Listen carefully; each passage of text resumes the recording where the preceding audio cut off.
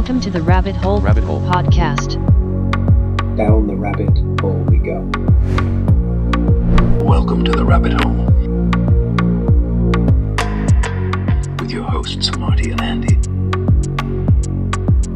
We begin in 5, 4, 3, 2. Today we have a very special guest with us. We've been talking a lot about mold in our situation and everything that we've been through in our house. And we're happy to have Bethany Uribe here. Is that right? Yep, that's right. And she is a specialist with ASAP Restoration LLC, and they are in Arizona. But she is going to help us out today to kind of understand the ins and outs of mold and why it's important to mitigate and remediate if you have water damage in your home. So without further ado, I'm going to let you just kind of give us a rundown of who you are, what you do, and we'll go from there. Perfect.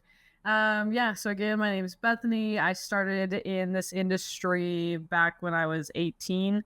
I'm 26 now, so I've had a lot of time through trying to figure out, rights and wrongs of this industry. Now I run our entire mitigation, remediation division. I definitely see a lot of misconceptions about what we're going to talk about today, so I'm actually really excited to get into it.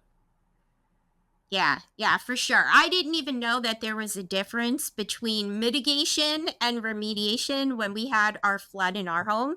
So can you kind of give us a little idea of what the difference is?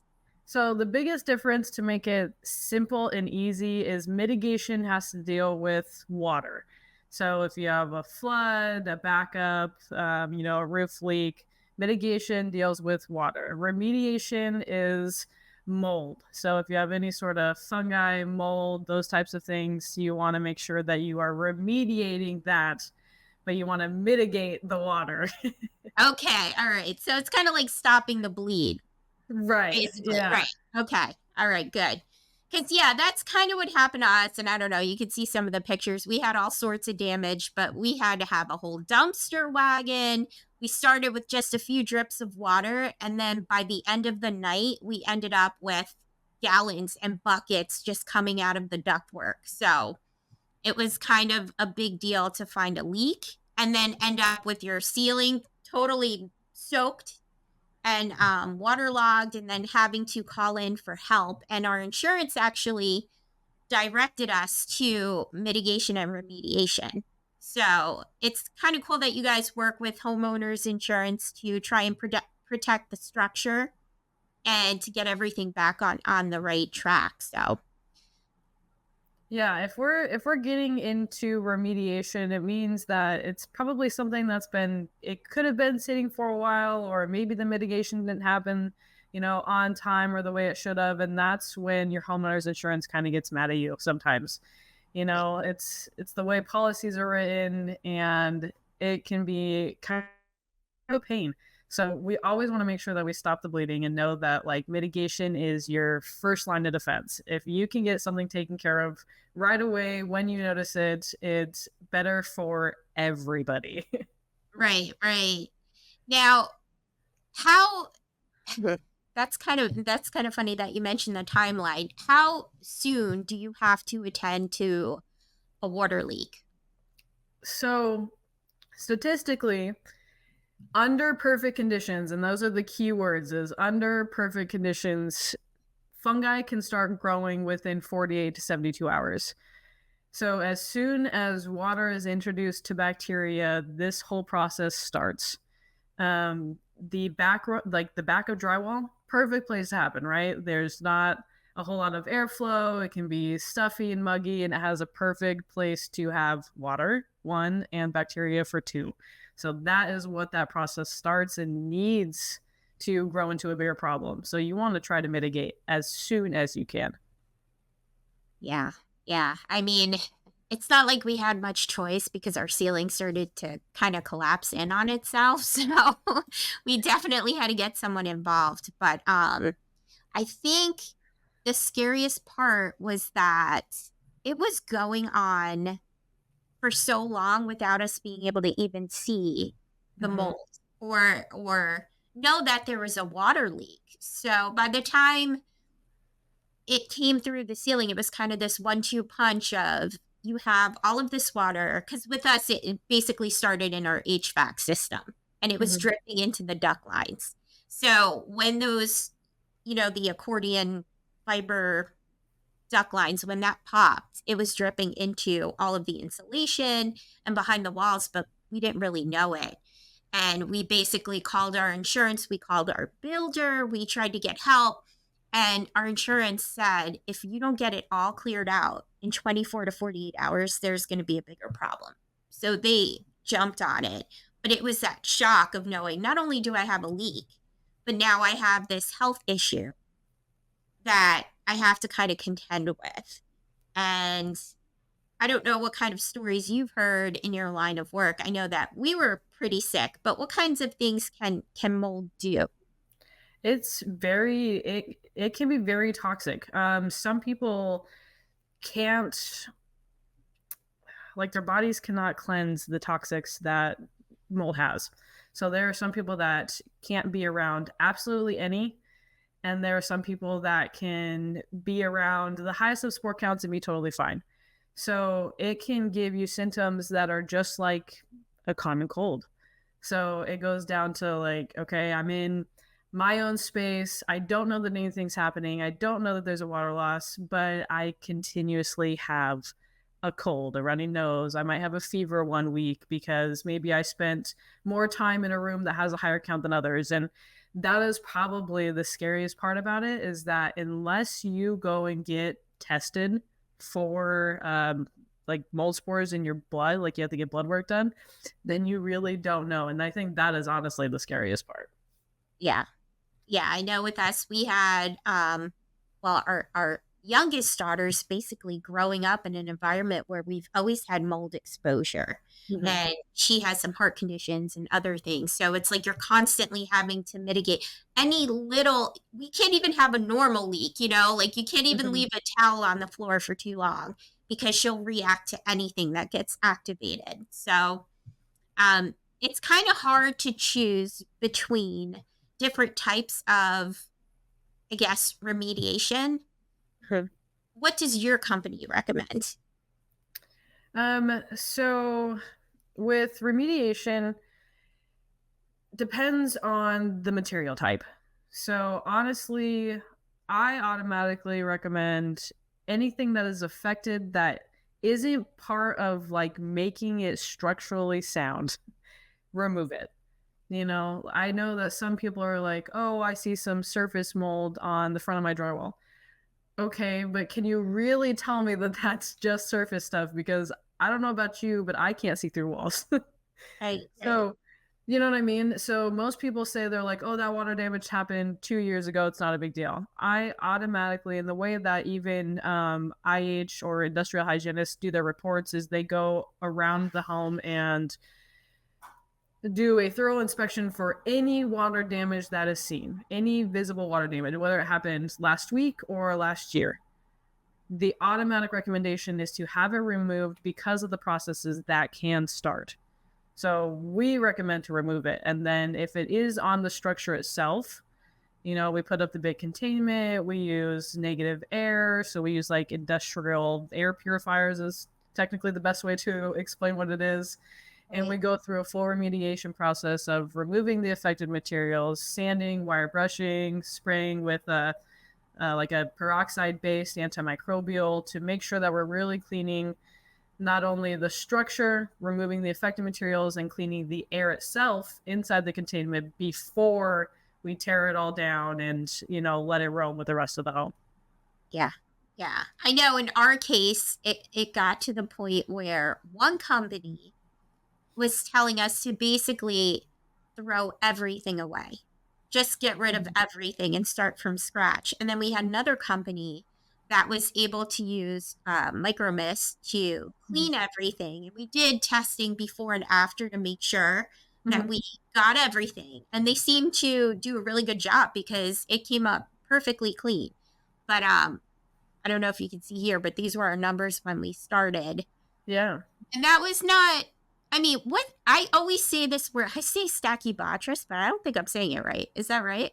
Yeah, that's right. Okay. All right, good. So, yeah, that was the one that scared us because that's what everyone refers to as the toxic black mold, even though Right. all mold is toxic, right? But yeah, so we had that, and this number was the first time that we tested, and what we didn't realize was we had a bedroom that had a leak prior to our whole HVAC scenario, and once we saw this, we went ahead and tested that, and that's when we saw this number here on the screen. Oh, So wow. that room was actually much worse Yeah. from a leak prior that was unrelated to the HVAC. And we had no idea, but my daughter was sick all the time, just all the time. And I don't know how severe a mold count needs to be before it starts to scare people. But I think if you're affected by it, you're going to know almost right away. Yeah, no, definitely.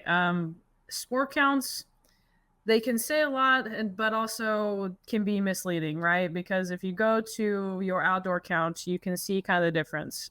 So raw count for outside, you're at 2, inside, you're at 22. Results in the spores within those are the 27 and the 290. So we know that there are some that are outside, right? No matter where you go, the time of day, if you tested this right now, outside would be a totally different count than what it is on this piece of paper. So that's why we do our baseline, is what this air sample is. So we always do a baseline because we want to know what is native to the area right now as we are taking these other samples. So that's what the baseline is used for. The inside, it really does depend. Obviously, with touch bot trees, we really don't want any, right? Like that would be perfect, golden, we're good, is that there is no black toxic mold in your home. I mean, it would just make everybody a little bit safer, you know, a little peace of mind. So you don't need a very high spore count for that to affect somebody, especially somebody that it sounds like your daughter that's has a little bit more immune compromise. You know, because other people could probably sit in this room and be fine for a little while before it starts to affect them. But it, like I said earlier, it just really affects everybody differently. As far as you were talking about with like your furniture and stuff and getting rid of everything, yeah, I mean, it can go both ways. Some people believe that you can clean everything and anything and it'll be okay. Some people believe that like your couch cushions, you're never going to fully know if you have penetrated all the way through and cleaned everything. I think fogging or like the micro mist that you talked about is a great way to kind of just get a registered EPA disinfectant through your house and stop any sort of process that is forming without you really knowing if it's there or not. So it really is one of those things where that's probably why you're going to get a few companies that, you know, give you one or the other. And at the end of the day, it's trying to give you all the information to make sure that you're informed as much as you can be to make the decision that you need. And it's so hard because sometimes you just don't have the budget and insurance companies cut you off at a certain point. Yeah. You know, so you've really got to stay on top of your leaks. I even saw some products where you can attach them to your piping. So if there's, you know, something leaking, it'll change the pressure and you'll be able to know and detect a leak quicker. So you might even want to do stuff like that if you're building new. It's worth the investment because once you have a leak, this is life changing. Yeah. Yeah. And I've always, on older homes or anything that you can like put something next to it, there's these little devices where like if something starts to leak or you have like a flood, it makes an ear-piercing noise to warn you that there's water coming where water shouldn't be. I saw it a lot back when I first got into this industry around a lot of plumbers. A lot of plumbers would set them by like water heaters or underneath sinks by RO systems. And it just lets you know if even, I think it's like even less than a quarter of an inch, like if there is water there, you're going to know because it is an ear piercing noise, but it's helpful. Yeah, I would have loved to have known instead of having like a year of collection happening, you know. Yeah. That was not a good feeling when we found that out. Artie, did you want to? Yeah, yeah. So, Bethany, you said you were 26. Yeah, I'm 26 Okay. now. All right. So I'm just thinking how the community here would take that. If I'm going to bring up a situation. So before our ceiling collapsed and the real, the tipping point of our whole situation, we had that situation on the first floor with the mold, and the builder brought their mold expert in. And the only way I can say this out loud, because I'm sure they would, maybe they would deny it, but we had a third party inspector come as witness to everything that was happening. And he declared that if you can't see mold, it doesn't exist. Now, he was in his early 50s, and I could see them say, hey, you're only 26. You've only been in the industry 8 years. If you can't see mold, we all know it doesn't really exist. How do you dispute that? I mean, I think the lab results kind of speak for themselves, to be honest with you. I even when I get calls today, it's can you see it? Well, no. Okay, well then automatically I'm going to recommend you to get some air testing, because it does still come down to those things where if like you can't see it, I can't see it, but lab results, they're all there. Unless you're testing rooms like when people want to test like their garage, like that's a very hard room to test because it is open to your it's open to outside. So if we're testing a garage, we recommend it be airtight for at least 48 hours to see if there's something that we can come up with. But for the most part, I think that's completely wrong. I told Andy about this story a little bit when we chatted the first time, but when I first got into this industry, we had this client that swore up and down that she had some sort of mold in her bathroom. Swore up and down. Wasn't there. We couldn't see it. Even the test didn't come back positive. And we were like, she was like, nope, it's there. And we're like, okay, what can we do to make sure that we're doing our due diligence and also making sure that we're taking care of like your concerns? So I'm like, okay, let's cut a hole. So we cut a hole in the wall, and sure enough, as it sat dormant in her entire bathroom, was completely covered in mold. We had to do a contact swab sample on the back of the drywall for the report to even come back as positive, because there hadn't been active water there for a while and it just sat dormant, but it was still affecting her health. And that's a story to this day that when people are like, do you think I'm being over dramatic? No, I don't. Like, you know your body better than anybody. You live in this space. Nobody else is here as much as you are. And if it's affecting you, then we need to figure out what we can do to help or do something with it. It's funny you say that, because so I was working from home all of COVID, and like obviously a lot of people, and I was working in this one space, and then my wife wanted me to work in what was officially our office, and I hadn't been. And so when I changed and started working in that space, within a short amount of time, I noticed that I was like incredibly fatigued. Like I don't even know how to describe how tired I was, to the point where after working for a few hours, I could get to the point where my speech was like impaired a little bit. Like I would mumble from like a sense of exhaustion.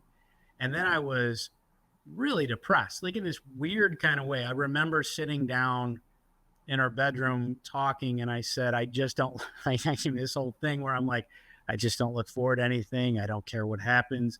This whole like speech of like, there is no hope and I don't care. And once I took myself out of that space and had a little bit of time to not be exposed, I didn't know what we found this all out after the fact. But once I was out of that space, I don't want to say I snapped out of it, but within a short amount of time, I did. I kind of like went back to myself. I wasn't completely exhausted, and there was no signs. And I'm somebody from the Northeast where I think when we think about mold in places where it gets very cold, I'm not to say it doesn't, I'm sure it happens, but I don't think it's maybe as dangerous as when you're in a warm climate. And so you have experiences where people were just depressed, fatigued, and it went away within a short order from mold sickness. Have you seen that? Most of the time here in Arizona, it's really weird because I've actually seen more growth here than my time in Washington, where I'm originally from. So, and it's that same common misconception with everybody that I talk to is it's hot, it'll take care of itself. So most people let it go, and then they start having those neurological effects that you're talking about, like impairments and memory loss, confusion, you can migraines, headaches, and then start getting the symptoms of like just normal cold symptoms, flu. But having people step out of their space and realize, maybe it is my home. Maybe it is my office. And that's when we get into like sick building syndrome and stuff like that. It's like, maybe it is the area that I'm in. It really takes time for people to step out and be like, okay, maybe it was this or maybe it was that. But most of the time, by the time that happens, I'm already gone or out, or they're not sure what they're going to do. And so I haven't seen a whole lot of people give me a lot of feedback, after we've come into the work or after they've been out of the space. But I do know that we do have those misconceptions in different places of the world anywhere, just because of temperature or where they're at, or we don't get a lot of rain here, or, people have those common misconceptions a lot. And mold is kind of a survivor, just the fact that it can lie dormant and wait for moisture. Like you can have moisture in the air, you can have moisture from a leak. It could be an extra humid day. You just don't know what's going to reactivate the molds. And that's kind of scary too. So yeah, no, it is. I mean, it comes back to what can you do to prevent it, but you can't prevent everything, right? Like you can't prevent like your kid not turning on the fan in your bathroom and just took a 40-minute steaming hot shower and you're hoping that it's going to be okay afterwards. If the sprinkler is hitting the side of the house and you had a crack in like your stucco or your foundation, like this is all stuff that you don't know until you can see it or feel it or test for it. Like these are just things that you try to control the best you can, but you can't prevent everything. And what about things like, I know everyone's like, just spray it down with bleach. Can we talk a little bit about bleach and why that's not a good idea? Oh man, yes, bleach doesn't do anything. That is the biggest thing about this industry, and the biggest things about hearing from homeowners is like, oh, I did a DIY, I did it myself, and I just sprayed it down with bleach. I'm like, I know, and I love bleach, and I know it kills a lot of things, but this is not one of them. Right. If you really want to try to do it yourself, go to Home Depot. Get a actual mold and mildew spray. Anything that tells you it's an antimicrobial or a registered EPA disinfectant. They even have a really good one called Benefect. It's something that I've even used for like my apartments or homes. It's try to do a little bit more research than just the first thing that you see on Google of spray it with bleach and wipe it down and you'll be good. Right. Or like, it does not work that way. And the other thing that I learned too was like this whole, because when the Stacky Botrytis, whatever, when that came out, this idea that it was toxic black mold, but really it's almost like a construction mold because it loves construction materials. So I think I didn't realize and recognize that we're basically battling something that wants to eat your house. That's the perfect meal. Yeah, because you want to destroy the living organism that mold is, because that's part of it, right? Is that this is a living thing, whether it's growing a mushroom or just black on the walls. It's still a living organism that you have to kill with certain types of biocides and substances to be able to actually work. And like bleach and bleach, chlorine, that's just not what it is. So we want to make sure that we're killing the organism instead of just wiping it away. Right. Yeah. And I'm what curious. I'm about, oh, go sorry. ahead. I'm sorry. I was going to say, like, at what point? Because I think what's happening we're in Virginia, and what's happening here is not every county, but our county, Chesterfield County. It seems like the standards are going to facilitate mold, especially in new construction.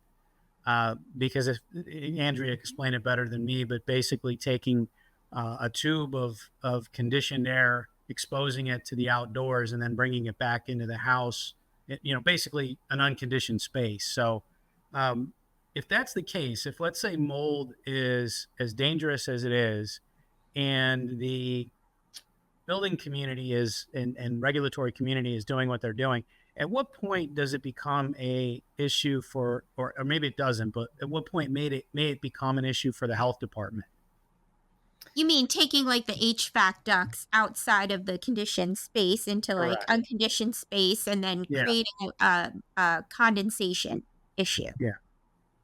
Because I can tell you what's happening in their facility. It's not this happened and it's terrible. Policies and practices are facilitating it. And like in my case, I would have probably just avoided that space or I would have just gone on with the effects, because it's not like a broken arm or a broken leg or it's something that's obvious. It's a slow roll poisoning, really.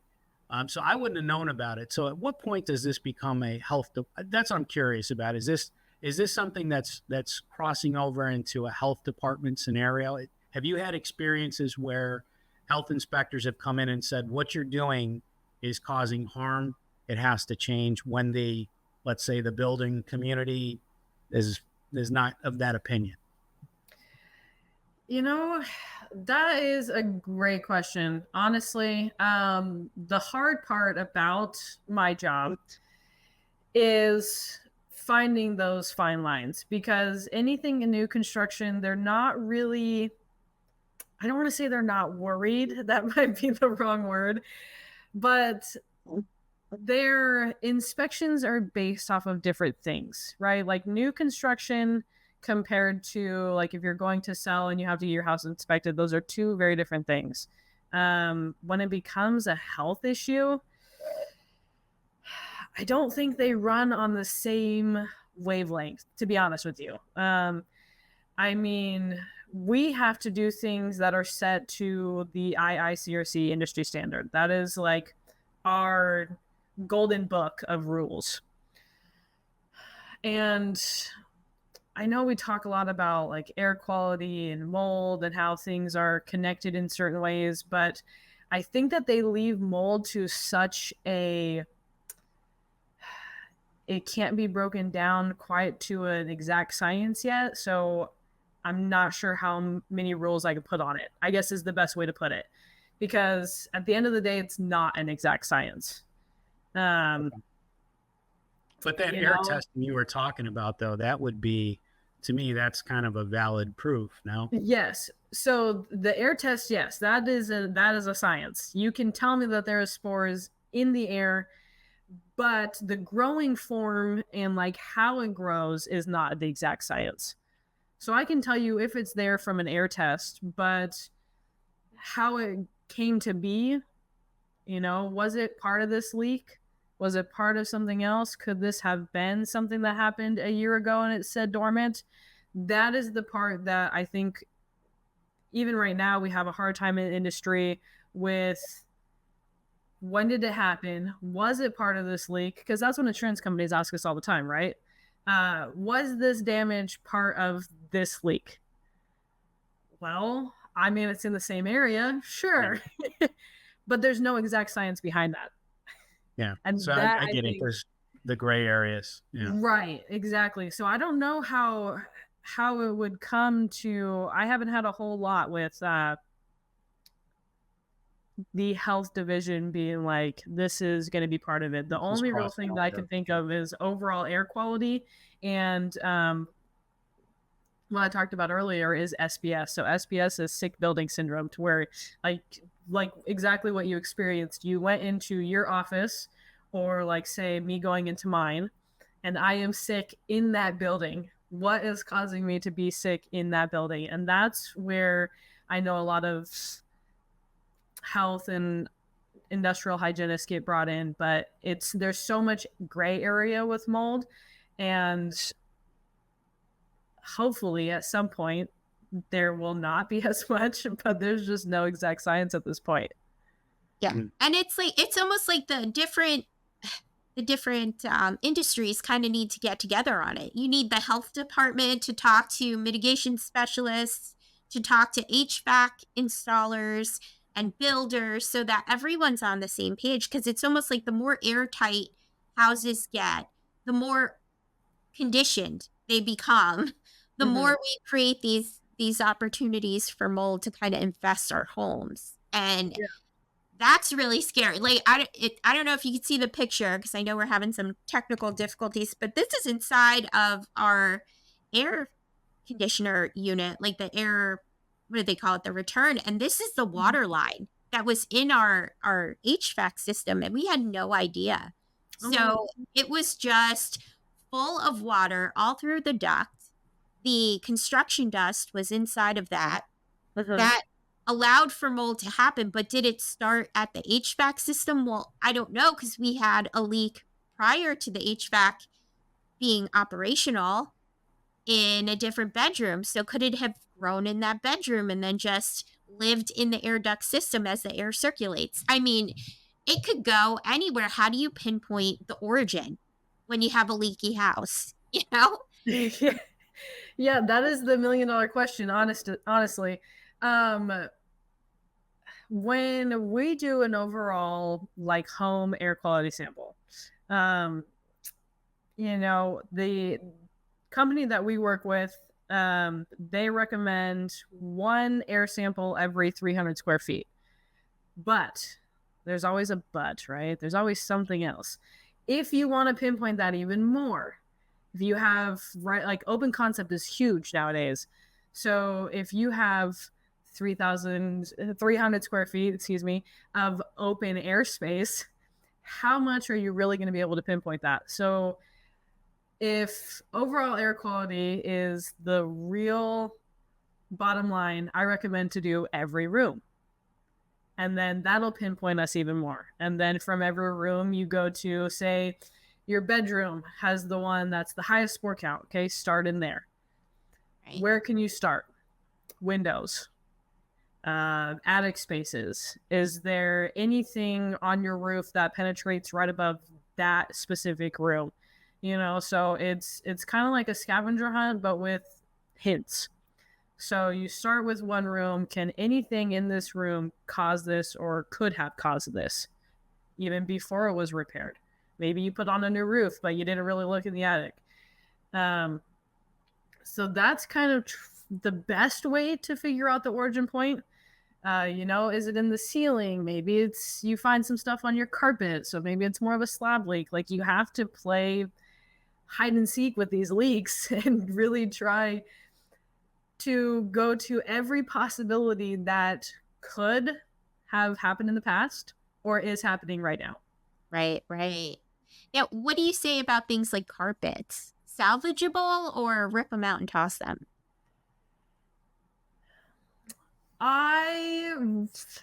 That's a tough one. Hard question. It is, honestly, because I put myself in homeowner shoes, and I don't think everybody in my industry does. So I think if this was my home, I have 2 young kids, would I want my kids in there? No, I would want it removed. Great. I don't care if it's the size of my hand and you have to replace the whole bedroom. Like, right. I want it out of there, because we go back to the exact science thing of, you can't tell me that it hasn't traveled farther and you just can't see it. Yeah. You know what I mean? So putting myself in the situation of homeowners, I would remove it. It has been affected. It is a organic material where living organisms can live. Remove it. Right. Yeah. I just got had to get a car inspection, and I've got a pretty new vehicle.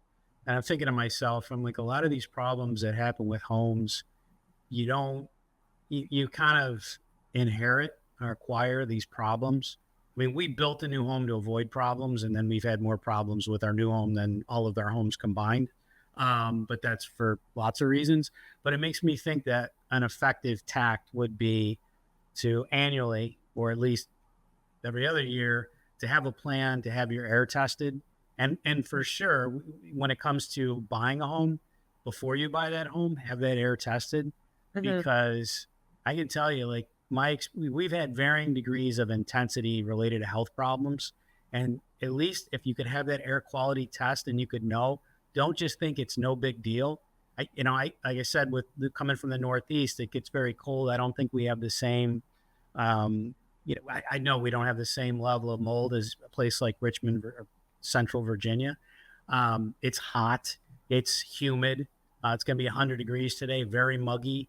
This is like I won't say perfect, you're the expert, but it seems like a really great place for mold to develop and hang out. So you have to be extra vigilant. And our experience with regulatory bodies is kind of, hear no evil, see no evil. And so they're not going to look into this. And if you think somebody's watching this problem and actually going, hey, this is a health situation, this is going to hurt people financially, they're not. You've got to be proactive about it. And I don't remember, maybe you can tell us a little bit about what you charge for air quality, but Andrea, I don't know if we spent like one of the times $300-400. We did it a few times. Per sample. I think we ended up spending, a couple grand to get our whole house tested several rounds because we had to make sure that But that was unfair. That was in a crisis situation. If you were just coming in to just kind of do a check, just a test and generically kind of like, just as a per room air quality test. Just something that would be like a proactive check to just say, should I buy this house? Is there a mold problem I'm going to walk into? I haven't really heard of anybody. I've heard of inspections, but I don't know that that's a staple part of the inspection. It's usually structural if it's done, but not an air quality test. Well, they test for radon, so you could probably just request an air quality test with your inspection, and it's worth it. I would do that. Yeah, I would absolutely, if I was going to, well, I will be buying another property that's already established, absolutely have it tested because, like I said earlier, our builder brought over his mold expert and he said, if you don't see it, then it doesn't exist. That's not reality. That's not how it works.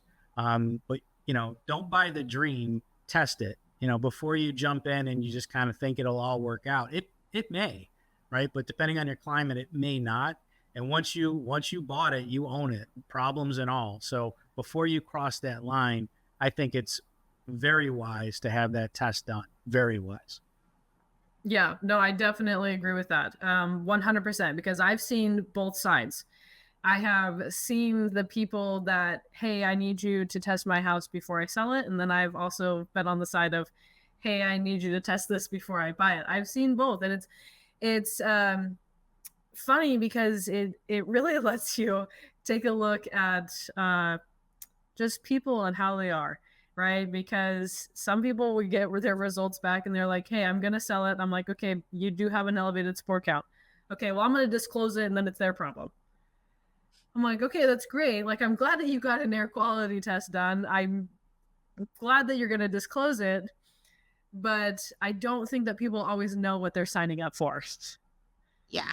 No, for sure. I can tell you they don't. Our remediation estimate was 6 figures. Like, it was intense, the initial one. And then we ended up having to work with a couple different companies to try and get it down because it was intense. I mean, it's not a small cleanup. No, not at all. Because, you got to think of it as, for our industry, we treat it as if it is hazardous material. So you're in full PPE, you're going into clean rooms, you have to, like, if you're doing the full thing, you're having your furniture packed out, your whole life packed up and cleaned.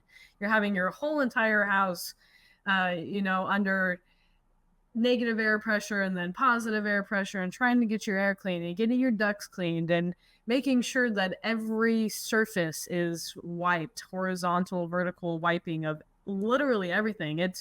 depending on the size of the house, you're right, it is expensive. And the part that I always stress to homeowners is how their policy is written. If your policy does not have any sort of fungi coverage, and the only way that it is ever going to be covered is through mitigation, then you better hope that you catch that leak every time. And you better hope that your policy is written in a way that if it is an unbeknown leak to you, then good, you're going to be covered. But if you don't have it written that way, if they can prove that that leak was long-term, you could be in trouble. Yeah. I feel like when people buy new houses, they're going through the motions, right? Like especially first-time home buyers, I'm going through the motions. I know I need home insurance. There's a lot of expenses that are coming out right now. Let me just find a homeowner's insurance and let's sign with it. But you don't know what you're signing for. And I think that is the biggest thing, is look at your policy. Yeah, and I know we found out really quickly that if there's some sort of workmanship issue, they have an exit clause, so insurance may not cover it, and they might have a mold exclusion. So you need to have a very specific conversation about mold. If it comes from a leak, if the leak was existing, if it wasn't. I mean, it's a really important conversation to have. Yeah, and no, I 100% agree.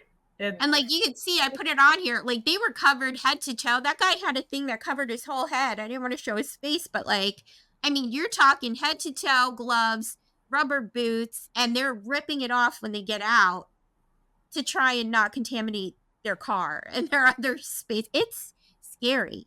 You know, this stuff doesn't just go away.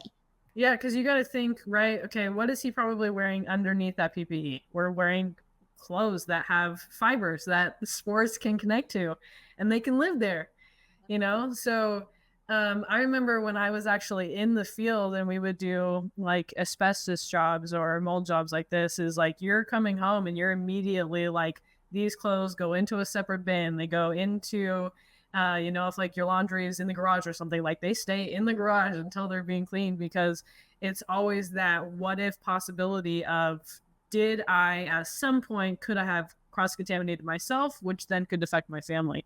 So it's like a sneaky little organism that's just there. Yeah, it's like having a bomb go off in your house, you know, and now you're like radioactive almost. You can't see it, you can't touch it, you know, but you know it's there. Now everything's affected. So it's wild. It really is. Well, in our case, I have a question. And so in our case, you know, between legal costs and repairs so far in our new home construction debacle, we're roughly $250,000 out of pocket so far. On the horizon, we've probably got between, you know, repairs and legal costs, we're probably looking at another $250,000-300,000. You know, that's brutal. Like, I don't want to, it's brutal. I guess my question to you is, one of the things that in our state has been pushed most recently, and I'm going to disclose, up till very recently, I've been a lifelong Republican voter. Okay. Full disclosure, I have bias, right? But our Republican administration really pushed the cutting of regulations. So a lot of the things that are happening, it's kind of this gray area where there's not really a standard of accountability. You kind of got to be able to come out of pocket if you run into these problems pretty heavily. So from your worldview experience, is there some simple ways that you could, through some very minimal basic regulation, require new construction and even contractors of certain size to follow some required guidelines and be held accountable to significantly minimize the mold problem proactively?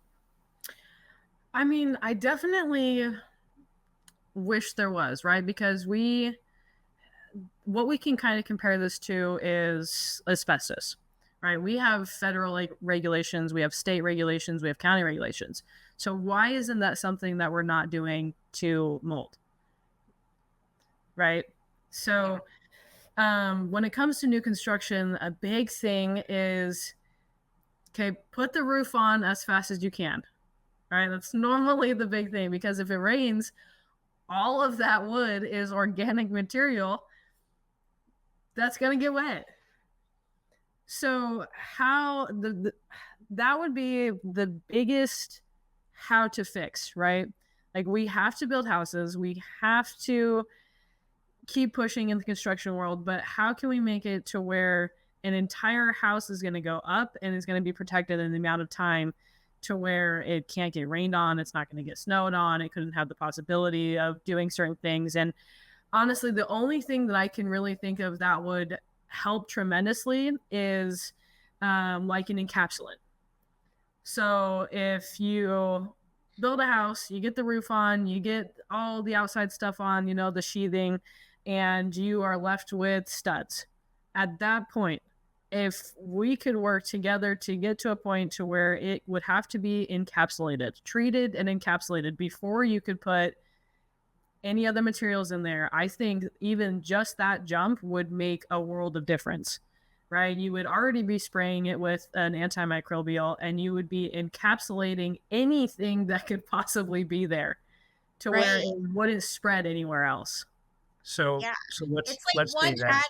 added step of taking the time before you put on the food, the drywall, Yeah. just to encapsulate the whole building and spray it and make sure that we've taken care of anything that might have gotten wet before we feed it. You know, it seems like Essentially, yeah. common sense to me. You know, one more step. I mean, if you do it when the walls are not up, I can't imagine it's going to be as expensive because everything is exposed. So if you did it at that point, it would be easy to get to, less expensive, preventative, and I would deem it almost like a selling point. Well, I have a question about it. So, like, I've observed in our neighborhood that, because it was a lot of new construction, and there'd be pallets of wood just fully exposed, being rained on for days. Mm-hmm. And I would see other structures where there wasn't really a roof over top protecting, just rained on for days, exposed lumber. Pretty much, I want to say every time, but almost every time, varying degrees. What would be, so you say, well, okay, the cost of that is going to be a factor, because it is. If, let's say, I've got and you can use your area, whatever you're familiar with, but if I got a 3,000 square foot house, new construction, to do what you suggested there, what's a ballpark cost of something like that to make that happen? So that, let's see, I just did an encapsulant on a house, but it was for like a smoke and odor. So it's the same type of process. It's just a different encapsulant. And to be honest, it was about 3,000 square feet, and it cost, well, that's the tricky question. What we charged insurance to do it was close to about $5,000. But, you know, full disclosure of how much it actually costs is not that much. So if you had scale, and because I think that's the other thing too, is like, yeah, if you had repeat customers, you could probably make a deal with builders and make it cheaper because you're doing it over and over and over again. Yeah, because it runs through like a regular paint sprayer. So like, think about somebody spraying the inside of your house like if they're painting it. That's pretty much what it is. So you run disinfectant through one. You can actually use a fogging system that sprays the disinfectant, and then the paint sprayer for like the encapsulant. So you can get like a 5-gallon bucket of an encapsulant for, I don't know, $150. So how far is that encapsulant going to go? You know, like, how big is the house? Are you doing the attic? Are you not going to do the attic because it's technically non-livable space? Like, there would still be some gray areas, and that's kind of the hardest part about it. But overhead costs, like I said, you're probably looking at like close to $5,000. But if you have repeat customers and you can buy everything in bulk and it's what we do every day, then you're probably going to drop that down quite a bit. Right. So you're talking about like 0.5% to 1% of the cost of the home. And let's say that we did that. Let's say we followed some best practices, like not having exposed pallets of wood. We at least covered them. And we did the treatment that you're talking about. What kind of and this is not an official thing, but like what kind of cut does that look like on a, what does that do to your odds? Does it give you a 50% better chance of not having a problem? 70? What's it look like? I mean, so I would, like I said, I'd still recommend doing it after everything is kind of put up so that you don't have that possibility of exposure again. You know, like if you're just going to spray a palette and then sit it on the curb for another 3 weeks until you get to it, you're probably not going to have a very high percentage. But I mean, we put houses back together and we expect them to be good for, I mean, my own company gives anywhere from a 2 to 5 year warranty.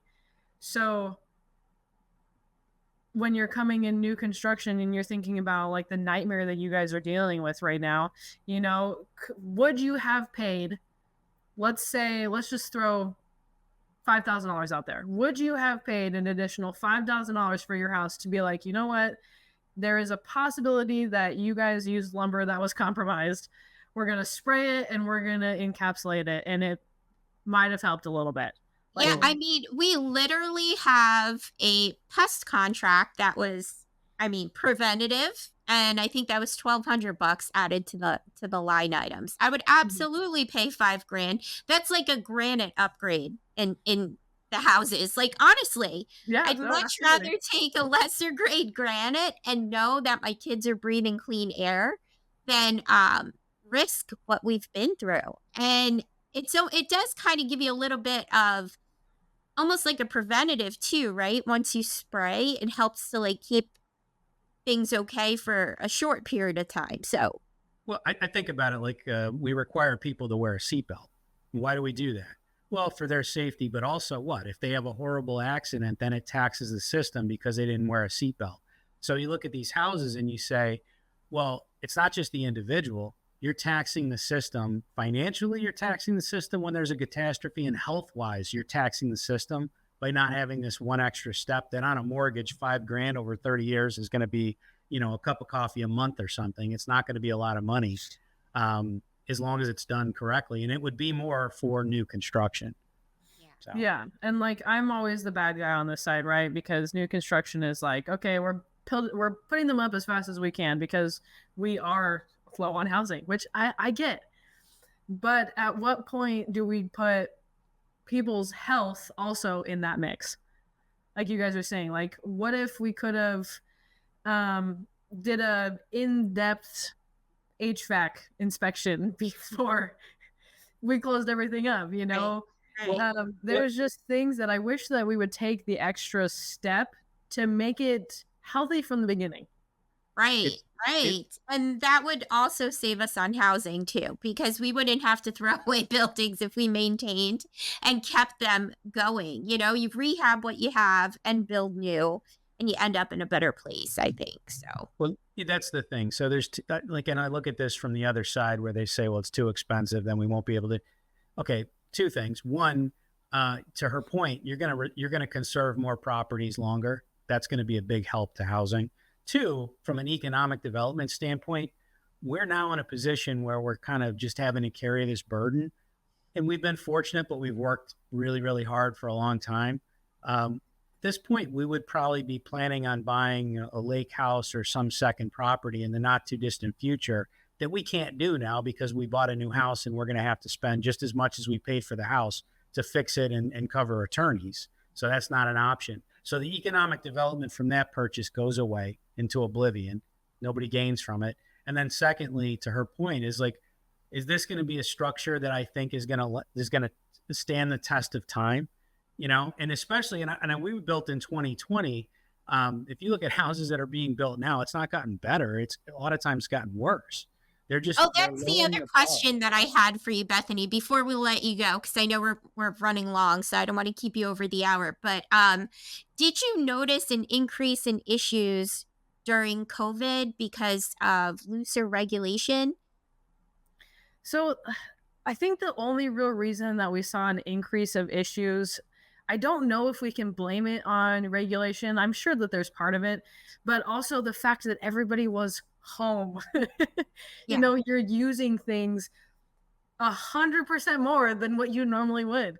You're not spending 8 to 12 hours in a different building, you're spending all of your time in your home. There was more backups, there was more leaks, there was more accidents of, hey, my kids left the tub on and it flooded my Oh, house. got ya. So That's interesting. Yeah. there was so much more use in the homes where I don't know if you can put regulation onto that, because you still had to go through inspections for new builds. They had different, 6 feet was a little bit different because you were working outside. So I don't know if you can blame so much on regulation. I think I saw more of an up in just people being home more than anything, Right. to be honest. Yeah. No, that's interesting. I hadn't thought about that. So, but yeah, I think we covered so much ground today. I think it's fascinating. I could talk about this for hours, but I know that you have a job to do and other people to help. So we want to take the time to thank you for helping us and kind of making it clearer. And maybe we'll have to have you back because there's just so much more.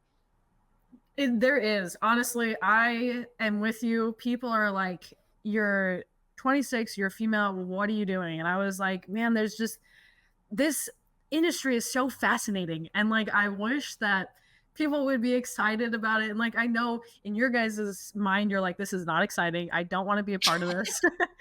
But it would be so much better if people were educated about it, And I think that's where I come in, is I've always wanted to help people, but I didn't know how until I found this space.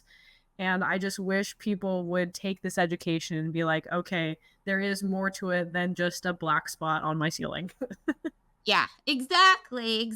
And I think we can help each other with knowledge to prevent it from happening. So, I really appreciate it. I know that this has been fun for me, and I'll definitely have you back on again if you're willing, if we weren't too bad. So Yeah, no, absolutely. You guys are great. I think what you guys are doing is awesome because, like I said, education is a big thing. And doing podcasts and the way that like you can reach people nowadays, this is great. This was so exciting for me. Oh, great. Thank you so much for coming on. Is there anything else you want to leave with our audience before you go, or? I think Marty is absolutely right. Get your new house tested. Yes, for sure. Those were wise words. I see a lot of really smart stuff, like a lot. So thank you for noticing that. I appreciate that. But as far as I guess we'll leave it on this.